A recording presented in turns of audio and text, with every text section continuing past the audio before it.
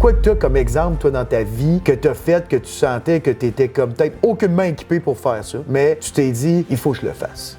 Principalement, je dirais que ça, c'est une de mes entreprises, le livre, Le Chevalier des Arbres. C'est un peu, je dis pas bizarre, mais les événements se sont enchaînés pour me permettre d'écrire ce livre. C'est-à-dire, j'habitais en Colombie-Britannique et j'ai eu un souci avec une entreprise, avec quelqu'un qui n'était pas un escroc, hein, finalement. Puis on a tout perdu en Colombie-Britannique, mais on a tout regagné après parce que j'ai fait un gros groupe et puis on a récupéré tout ce qu'on avait perdu. Je me suis dit, là, ok, c'était une période très difficile. Donc on a déménagé au Nouveau-Brunswick, on a acheté une toute petite ferme. Et là, j'avais dit à ma femme, écoute, on va se laquer un petit bout de temps, au moins 1 ou 2 ans, parce que là, c'était difficile, mais on s'en est sorti, on a pris des bonnes décisions, on s'est fié à notre intuition, ça a fonctionné, on a pu s'acheter une petite ferme, puis on peut vivre peut-être 1 an, peut-être un peu plus si on serre un peu la ceinture. Puis moi, ce qui me trottait dans la tête depuis longtemps, c'est que je m'étais dit, un jour, je vais écrire un roman. Et j'avais toujours cette idée de roman, mais ça faisait au moins 10 ans que je l'avais dans la tête, puis je l'ai écrit. Donc je me suis fait un bureau d'écriture au grenier de la petite maison qu'on avait, je me suis fait faire un bureau d'écriture, puis je faisais 5 heures d'écriture par jour.